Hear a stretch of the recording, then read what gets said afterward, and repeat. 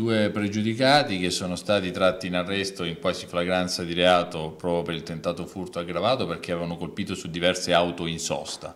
A Colfosco di Susegana, e il tempestivo intervento da parte dei miei carabinieri, allertati da un cittadino che ha chiamato il 112, ha permesso di rintracciarli poco distante da lì, nella zona del fiume Piave. Sì, grazie a un cittadino che è stato molto attento, ha fornito innanzitutto una descrizione precisa di quello che stava accadendo, perché ha trovato uno dei due che stava trafugando degli oggetti all'interno della sua auto e poi ha immediatamente allertato i carabinieri al 112 e quindi anche grazie alla direzione di fuga e alla descrizione dell'auto siamo riusciti a catturarli. Dagli accertamenti che stiamo compiendo pare che questi due abbiano girato diverse città del Veneto e anche del Friuli, quindi non è escluso che abbiano compiuto dei colpi. Noi abbiamo sequestrato del denaro contante che non risulta asportato alle vittime di questa notte, ma per il quale sono in corso ulteriori accertamenti, anche sull'auto che hanno utilizzato.